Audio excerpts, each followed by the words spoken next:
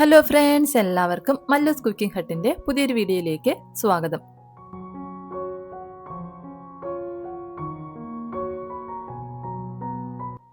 ഇന്നത്തെ നമ്മുടെ വീഡിയോ എന്ന് പറയുന്നത് ചെറുപയർ പായസമാണ്. അപ്പം നല്ല അടിപൊളിയായിട്ടുള്ള ഈ ഒരു ചെറുപയർ പായസം എങ്ങനെയാണ് തയ്യാറാക്കി എടുക്കുന്നതെന്നൊന്ന് നോക്കാം. അപ്പം നമ്മുടെ പായസം തയ്യാറാക്കാനായിട്ട് നമുക്ക് ആദ്യം ചെറുപയർ ഒന്ന് വേവിച്ചെടുക്കണം. ഞാൻ 1.5 കപ്പ് അളവിൽ ചെറുപയറാണ് എടുത്തിട്ടുള്ളത്. ഇത് നമുക്ക് ഒരു കുക്കറിലേക്കൊന്ന് ഇട്ട് കൊടുക്കാം. ഞാൻ കുക്കറിൽ ഇട്ടതിന് ശേഷമാണ് ചെറുപയർ ഒന്ന് കഴുകി എടുത്തിട്ടുള്ളത്. ഇനി ഇതിലേക്ക് ആവശ്യത്തിനുള്ള വെള്ളം കൂടി ഒന്ന് ചേർത്തിട്ട് നമുക്ക് അടച്ചു വെച്ചിട്ടൊന്ന് വേവിച്ച് എടുക്കാം. 2 3 വിസിൽ വരുന്നവരേക്കും ഒന്ന് വേവിച്ചെടുക്കാം. നമ്മൾ എടുക്കുന്ന ചെറുപയറിനനുസരിച്ചിട്ട് വിസിലിന്റെ അളവിലും വ്യത്യാസം വന്നേക്കാം.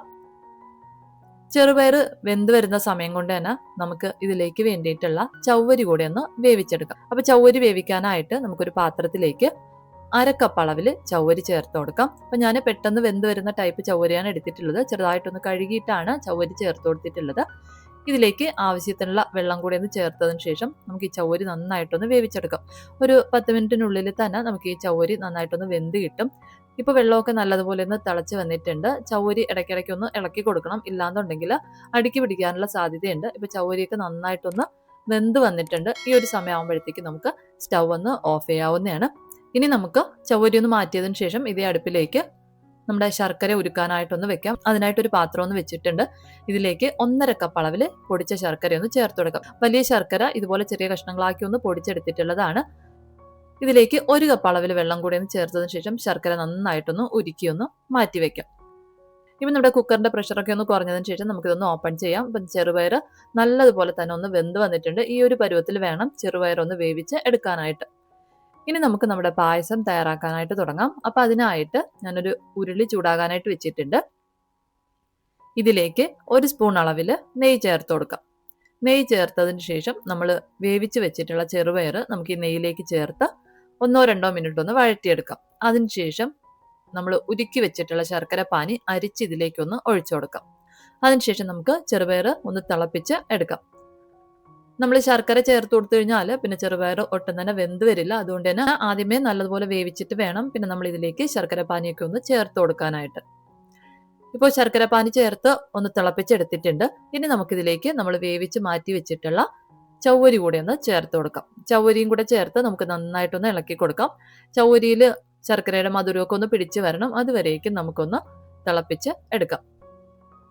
ചവ്വരിയും കൂടെ ചേർത്ത് നന്നായിട്ടൊന്ന് ഇളക്കി കൊടുത്തതിന് ശേഷം ഇപ്പോൾ നല്ലതുപോലെ ഒന്ന് തിളച്ച് വന്നിട്ടുണ്ട്. ഈ ഒരു സമയം നമുക്ക് ഇതിലേക്ക് തേങ്ങാപ്പാൽ ചേർത്ത് കൊടുക്കണം. അപ്പം ഞാൻ 1 കപ്പ് അളവിൽ 3-ാം പാലാണ് എടുത്തിട്ടുള്ളത്. അത് നമുക്ക് ഇതിലേക്ക് ചേർത്ത് നല്ലതുപോലെ ഒന്ന് ഇളക്കി കൊടുക്കാം. അതിനുശേഷം നമുക്ക് നന്നായിട്ടൊന്ന് തിളപ്പിച്ചെടുക്കാം. നല്ലതുപോലെ ഒന്ന് തിളപ്പിച്ച് ഒന്ന് കുറുകി വരുന്ന സമയത്ത് ഇതിലേക്ക് 2-ാം പാൽ കൂടി ഒന്ന് ചേർത്ത് കൊടുക്കാം. 1 കപ്പ് അളവിൽ 2-ാം പാലാണ് എടുത്തിട്ടുള്ളത്. അത് നമുക്ക് ഇതിലേക്ക് ചേർത്ത് കൊടുക്കാം. 2-ാം പാൽ ചേർത്തതിന് ശേഷവും നമുക്ക് നല്ലതുപോലെ ഒന്ന് തിളപ്പിച്ചെടുക്കാം. 2-ാം പാൽ ചേർത്തതിന് ശേഷം പിന്നെ നമ്മൾ നന്നായിട്ടൊന്ന് തിളപ്പിച്ച് കുറച്ചുകൂടെ ഒന്ന് കുറുക്കി എടുക്കാം.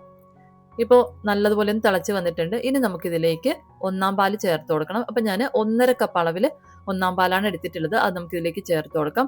അതിനുശേഷം 5 ഏലക്ക ഒന്ന് ചതച്ചെടുത്തിട്ടുണ്ട്. അതും കൂടി ഒന്ന് ചേർത്ത് നല്ലതുപോലെ ഒന്ന് ഇളക്കി ഒന്ന് യോജിപ്പിച്ച് എടുക്കാം. 1-ാം പാൽ ചേർത്ത് കൊടുത്തു കഴിഞ്ഞാൽ പിന്നെ നമ്മളിത് അധികം തിളപ്പിക്കേണ്ട ആവശ്യമില്ല. ഒന്ന് ചെറുതായിട്ടൊന്ന് ചൂടാക്കി മാത്രം എടുത്താൽ മതിയാവും.